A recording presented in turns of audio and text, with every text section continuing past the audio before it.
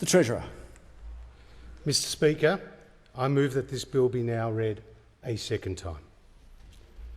Tonight, as we gather, war rages in Europe.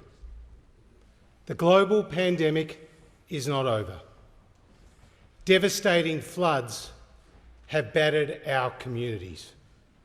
We live in uncertain times. The last 2 years have been tough for our country.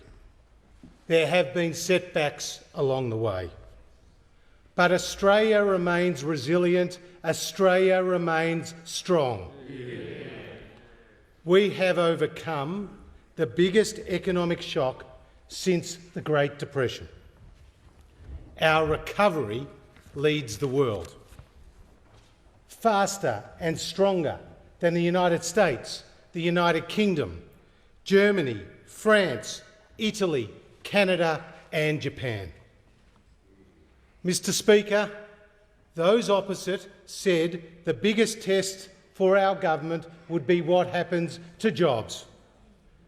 Tonight, I confirm to the House unemployment is at 4%, the equal lowest in 48 years. Yeah. There are now nearly 2 million Australians more in work today than when we came to government. More women in work than ever before. Yeah. And this budget will see unemployment go even lower, delivering more jobs and higher wages. This is not luck. Our economic plan is working.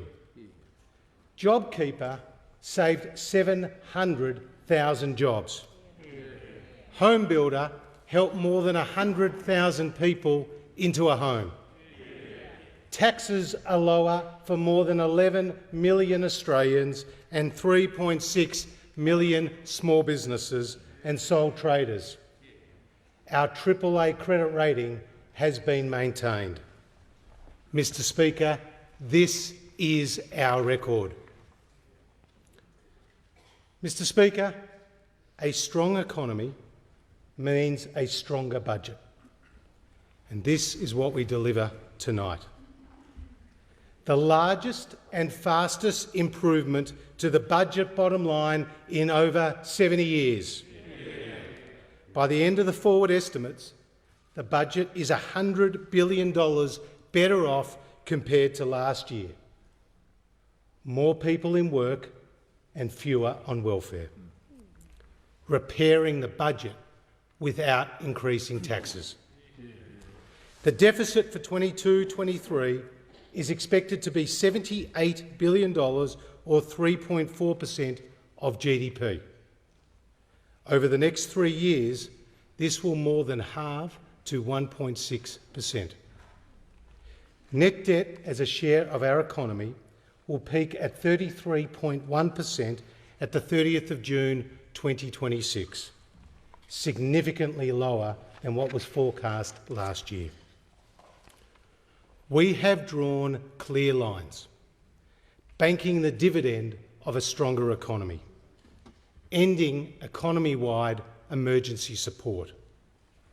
When we did so, those opposite were quick to criticise. When Labor starts spending, they simply don't stop. And the result is higher taxes and higher interest rates. Only the Coalition can responsibly manage the budget and strengthen our nation's finances. Yeah. Mr Speaker, our thoughts tonight are with those who have lost loved ones, homes and businesses in the catastrophic floods across New South Wales and South East Queensland. Nothing I say can overcome the personal pain and loss so many Australians have felt. We will stand with these communities and help them rebuild.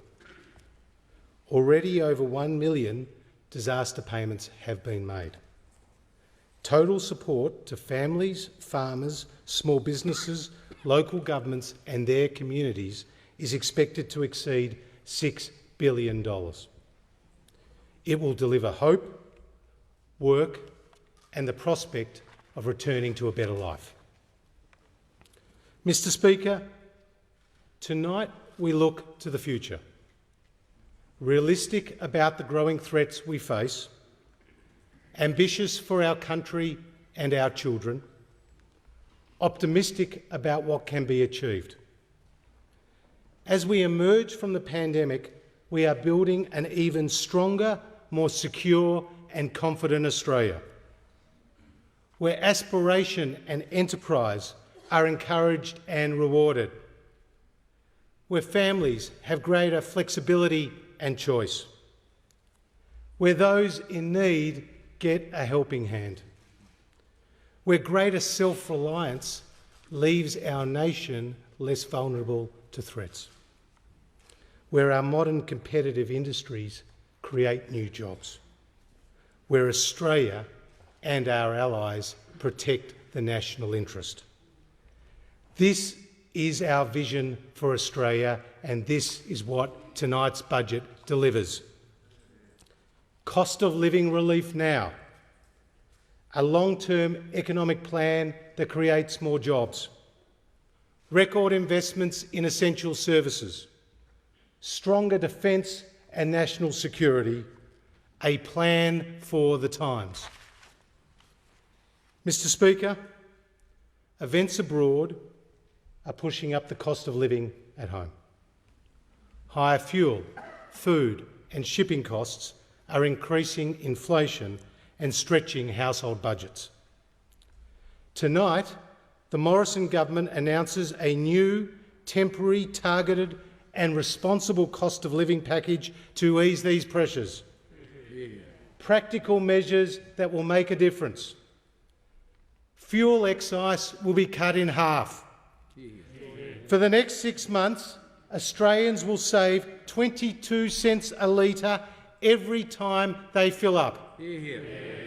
A family with 2 cars who fill up once a week could save $30 a week, or around $700 over the next 6 months.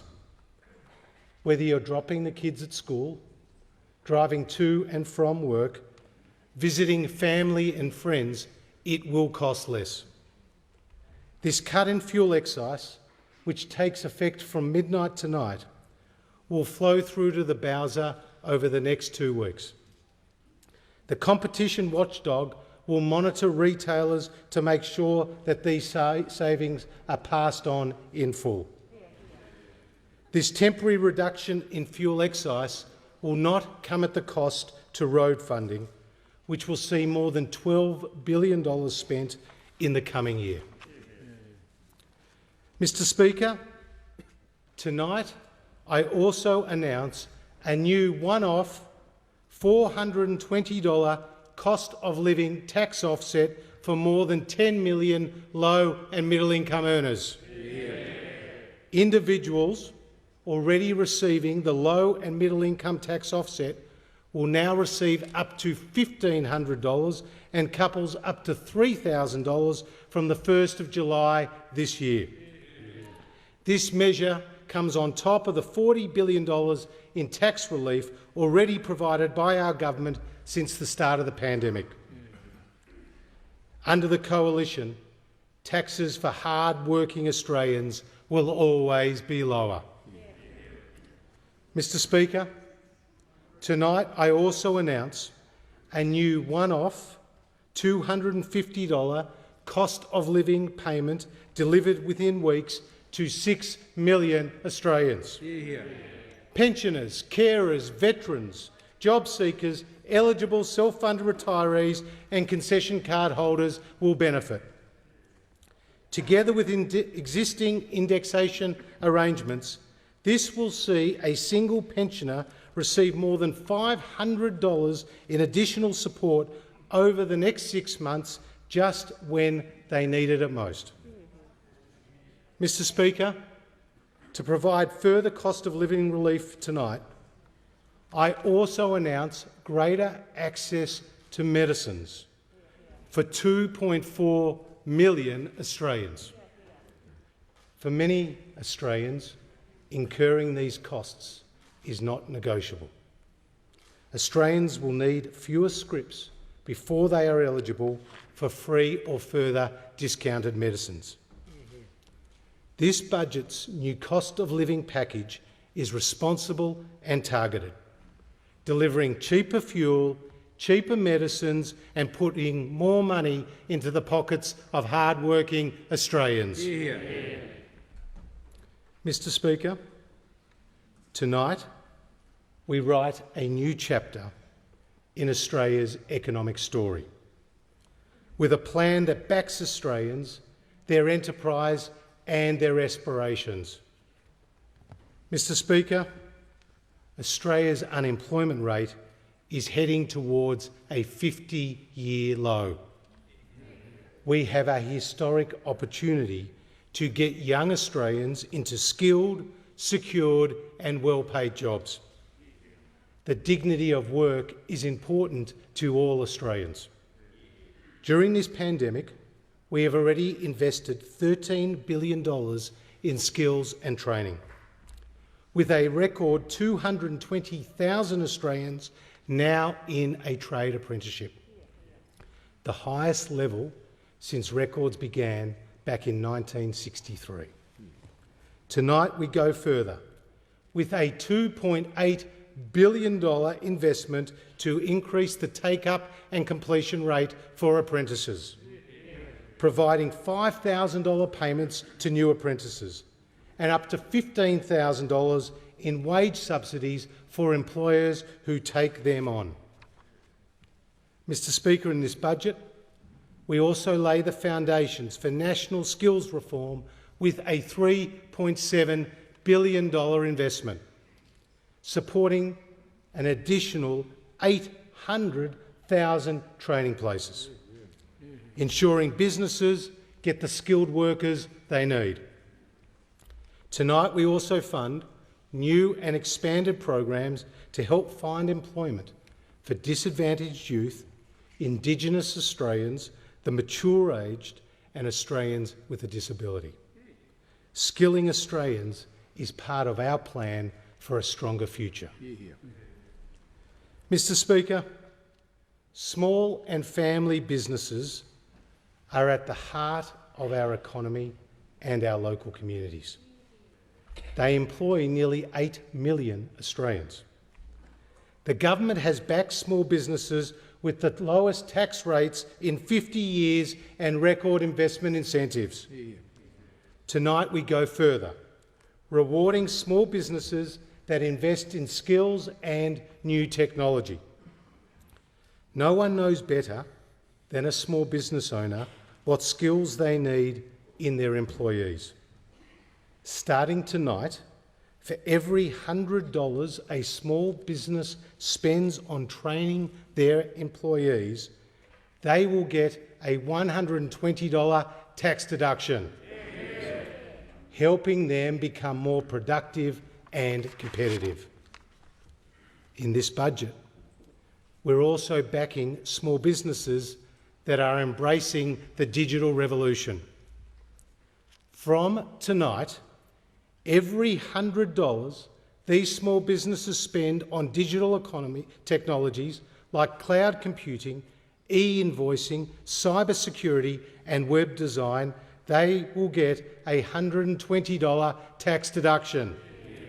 Investments of up to $100,000 per year will be supported by this new measure.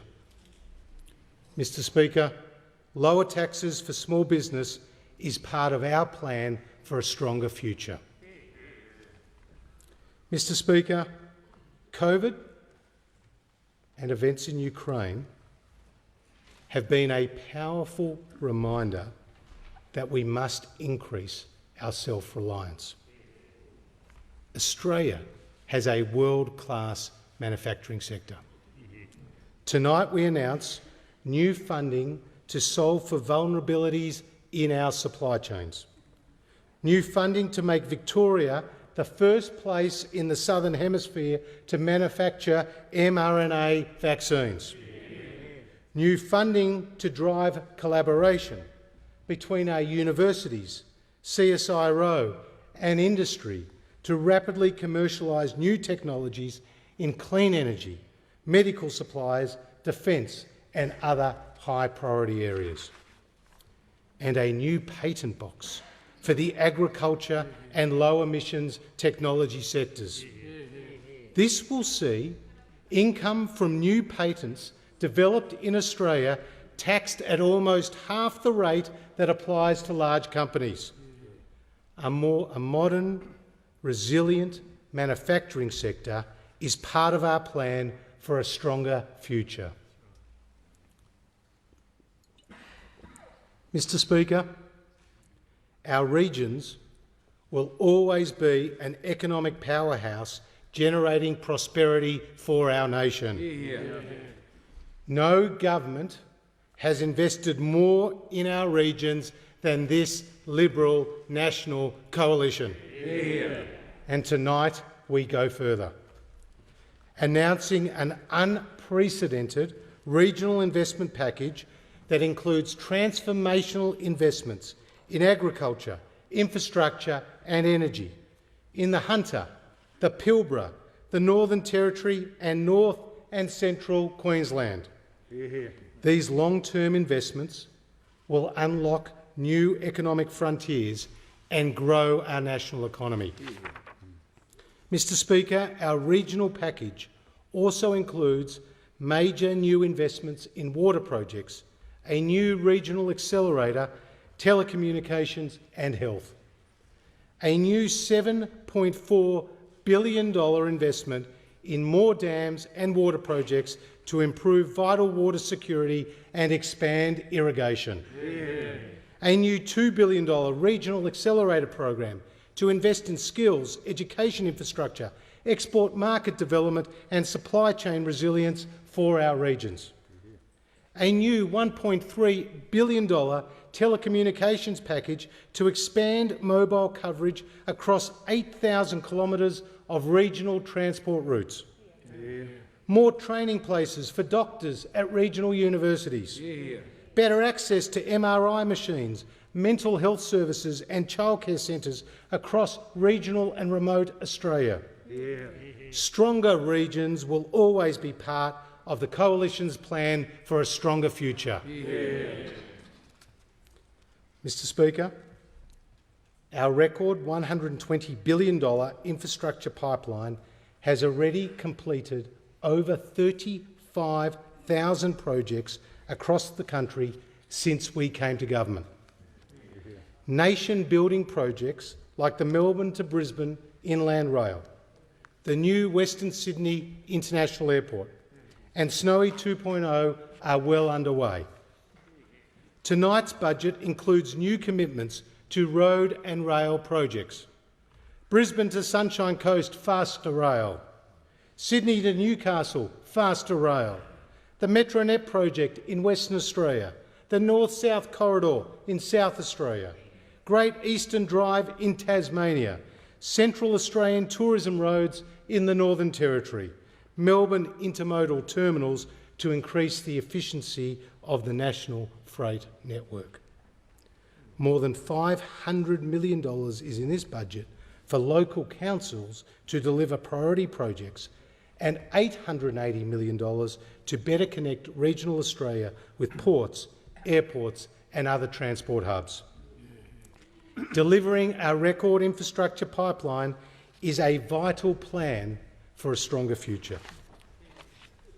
Mr. Speaker, Australia is on the pathway to net zero emissions by 2050 and playing its part in responding to the critical global challenge of climate change. Technology, not taxes, will get us there. Already, Australia has the highest uptake of rooftop solar in the world, and we're investing in clean hydrogen, carbon capture and storage, batteries and large-scale solar. Tonight we make further investments in microgrids to support regional and remote communities that don't otherwise have access to the grid, with small-scale renewable energy projects like solar and wind. A low-emissions future with reliable and affordable power is critical to our plan for a stronger economy. Mr. Speaker, a strong economy enables us to guarantee the essential services that Australians rely on. Our government has delivered record funding for schools, for hospitals, Medicare, mental health, aged care, women's safety and disability support. Funding for our health system has increased every year under our government and is now at a record high. Medicare is guaranteed. Bulk billing rates are at a record high. We have approved more than 2,800 new or amended listings on the PBS. That is nearly one every day. Tonight, I announce the listing of Trovelvy for a rare form of breast cancer, saving patients up to $80,000 per treatment. For the first time, this drug gives hope to many young women, extending their life expectancy and providing an opportunity to spend precious time with their loved ones. Like Alison, a young mum who, when she got her terminal prognosis, wrote a letter to her daughter Matilda to open on her 12th birthday when Alison would no longer be there. Because of Trovelvy, Alison will tomorrow celebrate Matilda's 12th birthday. And both Alison and Matilda are both in the chamber with us tonight.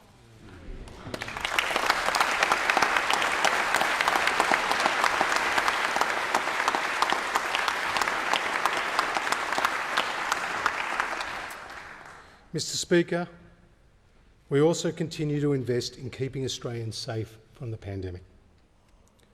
With vaccines, testing and treatment and more PPE to boost the national stockpile ahead of winter. Mr. Speaker, as we all in this chamber know, mental illness can be completely debilitating for patients and their families. Too many young Australians are living lives of quiet desperation. Last year's budget saw a landmark $2.3 billion investment in mental health and suicide prevention. And tonight we build on that commitment. In this budget, there are more headspace services, community-based treatment centres and digital mental health support. Combating suicide is a national priority and no government has invested more in mental health services. Mr. Speaker, 1 in 4 women are subject to domestic violence, and tragically every 11 days an Australian woman loses her life at the hands of her current or former partner. In last year's budget, we committed $1.1 billion for prevention, early intervention, response and recovery programs. And tonight we go further with a new $1.3 billion package to end violence against women and children. More frontline services, emergency accommodation and support to access legal and health services for women and children in need.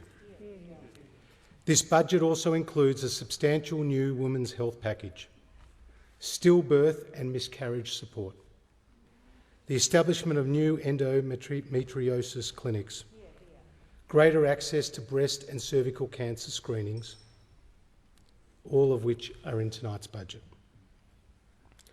Mr. Speaker, employment is critical to economic security. Under the Coalition, female workforce participation is at a record high and female unemployment is at its lowest level since 1974. But there is more to do. And tonight I announce significant changes to enhance paid parental leave. Families, not governments, are best placed to decide what works for them. Yeah. We will expand the eligibility and provide working families with full flexibility and greater choice. More families will be able to access 20 weeks of leave and decide how they share it. For the first time, single parents will now be able to access the full 20 weeks. The 180,000 new parents who access paid parental leave each year will benefit from these changes.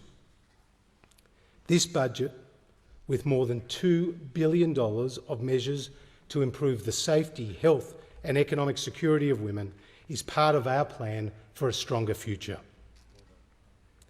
Mr. Speaker, when we came to government, federal funding for disability support was half of what it is today. The NDIS has changed the lives of 500,000 Australians and their families. In this budget, NDIS funding grows in every year, and under the Coalition, the NDIS will always be fully funded. Mr. Speaker, since we came to government, funding for aged care has doubled. In last year's budget, I outlined a new 5-year, $17.7 billion plan for the sector, with new home care packages, respite services, training places, retention bonuses and infrastructure upgrades. Under this plan, 40,000 home care packages, 34,000 additional training places, 7,000 new personal care workers and 8,400 respite services will be rolled out this calendar year. This budget provides more than $340 million in new funding to embed pharmacy services within residential aged care facilities to improve medication management for the elderly. Mr. Speaker, home ownership is fundamental to the Coalition. Home Builder, the First Home Super Saver scheme and the Home Guarantee scheme have helped make the dream of home ownership a reality. Over the last year, 160,000 Australians have purchased their first home. And tonight we go further, more than doubling the Home Guarantee scheme to 50,000 places per year, helping more single parents to buy a home with a deposit as low as 2%, helping more first home buyers buy a home with a deposit as low as 5%. And in this budget, we're also increasing our support for affordable housing by $2 billion through the National Housing Finance and Investment Corporation. Helping more Australians to own a home is part of our plan for a stronger future. Mr. Speaker, our government will provide more than $180 billion in education funding over the next 4 years. Record funding for preschools, record funding for schools, more than 30,000 new places at universities last year, and in tonight's budget we continue to invest in these critical areas. New regional scholarship programs to support students from lower socio-economic families and new funding for the Aboriginal and Torres Strait Islander student boarding program. Mr. Speaker, our government is safeguarding Australia's unique environment for future generations. For thousands of years, our First Nations people have cared for country.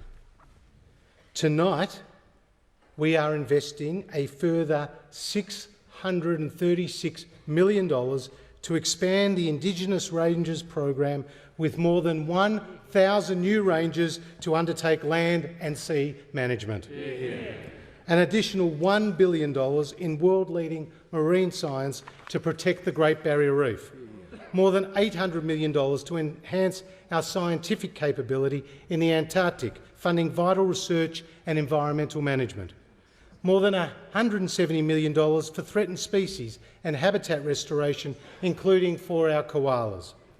And we're also continuing to invest in ways to reduce waste through our Recycling Modernisation Fund. saving 10 million tonnes of recyclables from landfill every year by 2030. No longer are we exporting waste, we are recycling it here at home and creating 10,000 jobs in the process. Mr. Speaker, our economic plan can only be achieved if our nation is strong and secure. Our veterans have given so much in the service of our country. Our nation owes them eternal gratitude. In this budget, we provide further funding to support home care services for 37,000 veterans and their families, as well as extending other programs supporting the well-being and the mental health of our veterans. The lesson of history is that weakness invites aggression. It leaves nations vulnerable to coercion. This is the reality we must confront. The world is less stable, and we must invest more in the defence of our nation. This is what we are doing after those opposite allowed defence spending to fall to its lowest level since 1938. We have put in place a 10-year defence capability plan worth more than $270 billion, supporting more than 100,000 jobs. Yeah. Hobart-class air warfare destroyers built in South Australia, now in the water. Yeah. Combat vehicles maintained in Queensland, now in service. Yeah. And the F-35 Joint Strike Fighters with parts made in Western Sydney, now in the air. Yeah. And in this budget, we continue to make record investments in our Navy, in our Army and in our Air Force, expanding the size of our defence workforce at a cost of $38 billion, deepening strategic partnerships through agreements such as AUKUS and the Quad. And tonight, I announce a new $9.9 billion 10-year investment in Australia's offensive and defensive cyber capabilities. Yeah. This is the biggest ever investment in Australia's cyber capabilities, creating 1,900 jobs, more data analysts, computer programmers and software engineers to boost our capacity to prevent and respond to cyber threats. Keeping Australians safe is part of our plan for a stronger future. Mr. Speaker, over the last 3 years, Australians have been tested.